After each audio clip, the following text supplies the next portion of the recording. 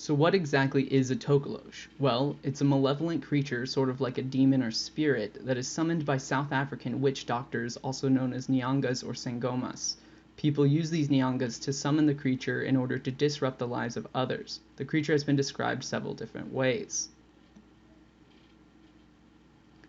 Traditionally speaking, they're described as water sprites. However, this isn't apparent by their appearance. Supposedly, they are short, hairy creatures with long teeth and notably large penises. They're ugly and stand at about 3 or 4 feet tall. Some people say that they're impossible to see to adults, but not children. If someone does, however, it's possible that they will go blind. The Tokoloshe is feared amongst all of South Africa, leaving a lot of people to stack bricks underneath their beds so that their bed may stand tall enough that the Tokoloshe can't climb the bed. However, most often than not, when a Tokoloshe is present in a home, a Sangoma must be asked to cleanse the spirit using different forms of muti, a traditional form of South African medicine. According to an interview with a Sangoma by Vice, the Tokoloshe is summoned by a man mating with a female animal. He then sends the creature to a particular residence or place of business to disrupt the lives of its owners. This malintent is used for many reasons, ranging from driving business away to breaking up a marriage. Vice's interviews were done in townships around Johannesburg, and one thing is clear. People in these townships truly believe that the Tokoloshe exists, so much so that people were afraid to even speak to reporters. Some victims described their experience with the Tokoloshe as just a sexual experience that led to sickness, usually in the gut area. This includes men feeling like they're pregnant and women losing their libido, ultimately affecting their marriage. Now, all this background is important when discussing its effects on popular media and culture, which is what I'll be getting to next. In order to get the broadest idea of its effects, I examined 3 forms of popular media: television, music, and news, all of which differ in some ways, whether it be the physical description or whether or not the creature even exists. When it comes to music, the South African rap-rave duo of Die Antwoord display the Tokoloshe in their music video Evil Boy.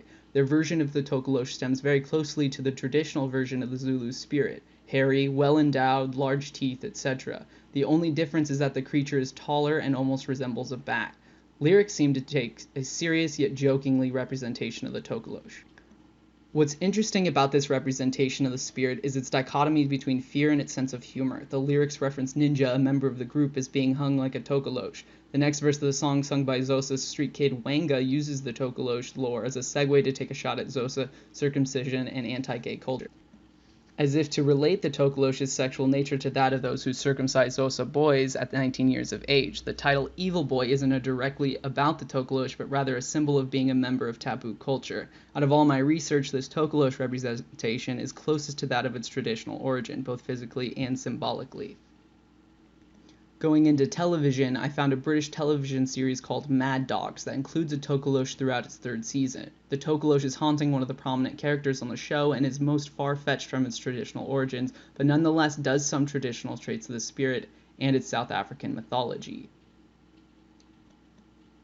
This creature, as you can see, isn't the original take on the Zulu demon. Rather, it seems to have the body of a boy and is relatively hairless and adorns bone jewelry. The show describes it as a dwarf zombie that sneaks into your house and lives under your bed, and if you can see it, it's a sure sign that someone will die very, very soon. The sexual nature of the creature is totally avoided and omitted in the show. Since the 3rd season seems to take place in South Africa's Cape Town, the Tokoloshe is used more as an environmental tool to curve the plot and foreshadow a character's death. However, there are some traditional traits that are still used.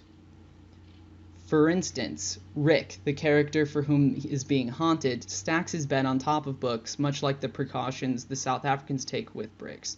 Despite not including the predominant sexual nature, the Tokoloshe is infamous enough in South African culture to be included into the British television show's setting.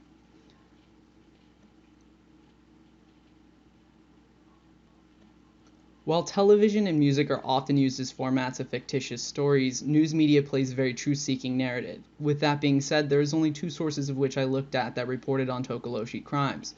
The first being the Daily Sun, a widely read newspaper in South Africa, and a story done by Time magazine. I tried to get the local and non-local perspectives. The Time magazine article is interesting because the Tokoloshe is described as the short, hairy creature, but rather this time around it's tempting kids with magical tales of playlands and attempting to draw them away. When the church mothers hear this, they began throwing rocks and books around the church attempting to hurt or scare the creature, resulting in extensive damage, leaving the pastor to lose business. As for the Daily Sun, well, their articles stick to the more sexual rendition of the creature. The Daily Sun writes with the absolute belief that the Tokoloshe exists and seems to follow a more tabloid approach. One story in particular describes 78 different students having sexual experiences and reported that 3 lecturers at the school left due to Tokoloshe-related events. So does the Tokoloshe exist?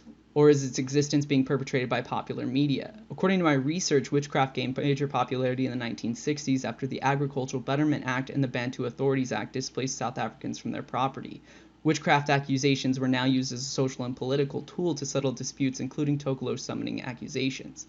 The Tokoloshe represented an immoral sexual desire and not necessarily an actual beast. But one thing is for certain. To this day, people do believe it to be a real creature and beyond superstition. One researcher believes that this is due to the news media like the Daily Sun. Although they don't name them specifically, they do discuss how exactly this could have happened. A crossover between realist news narrative and coverage of cultural politics now gave the Tokoloshe a real form. This researcher in particular discovered that these stories started as a front-page joke to some, but quickly evolved into superstitious phenomenon. Stories of the Tokoloshe have existed for centuries, but over the last 80 years there was a spike in witchcraft accusations and Tokoloshe sightings. In conclusion, the news media is perpetrating the existence of the Tokoloshe. However, music and television alongside it are helping to preserve a part of past culture. Whether the beast is real or not is irrelevant considering how its existence is so widely believed. In all this research, the takeaway really is how powerful the popular media is in influence and perpetrating beliefs, for better or for worse.